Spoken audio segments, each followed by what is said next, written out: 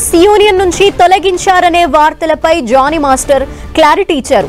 తనని యూనియన్ నుంచి తొలగించలేదని తెలిపారు. టాలెంట్ ఉన్న వారిని ఎవ్వరూ ఆపలేరంటూ వీడియో రిలీజ్ చేశారు. తన పదవీ కాలం ఉన్నా అనధికారికంగా ఎలక్షన్స్ నిర్వహించారని చెప్పారు. నిర్ణయాలు హోదాలు తీసుకునే హక్కు ఎవరికీ లేదన్నారు. దీనికి కారణమైన వారిపై చట్టపరంగా వెళ్తున్నట్టు తెలిపారు జానీ మాస్టర్. ఫేక్ న్యూస్ నడుస్తుంది. నన్ను డాన్సర్స్ యూనియన్ నుంచి శాశ్వతంగా తొలగించారని చెప్పి అదంతా ఫేక్, నమ్మద్దు. నన్ను ఏ యూనియన్ నుంచి తీసేయలేదు, నా కార్డు ఎవరు తీసేయలేదు. నేను డాన్సర్స్ యూనియన్లో మెంబరు.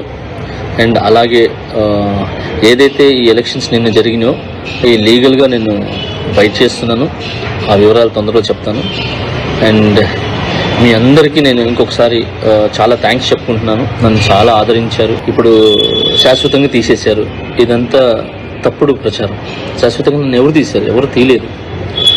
నన్నే కాదు, ఎవరిని కూడా శాశ్వతంగా తీయలేరు. ఎందుకనంటే పనిని, టాలెంట్ని ఆపే హక్కు ఎవరికి లేదు. ఎవరు ఎక్కడైనా పని చేసుకోవచ్చు.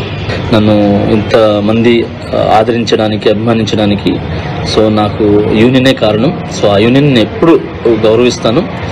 ఆ యూనియన్లో ఏదైతే ఎలక్షన్స్ ఎన్ని కూడా జరిగినో అది లీగల్గా ఏంది ఉందో నేను దాన్ని ఫైట్ చేస్తాను. సో అప్పటిదాకా మంచి సాంగులతో నేను ముందుకు వస్తాను.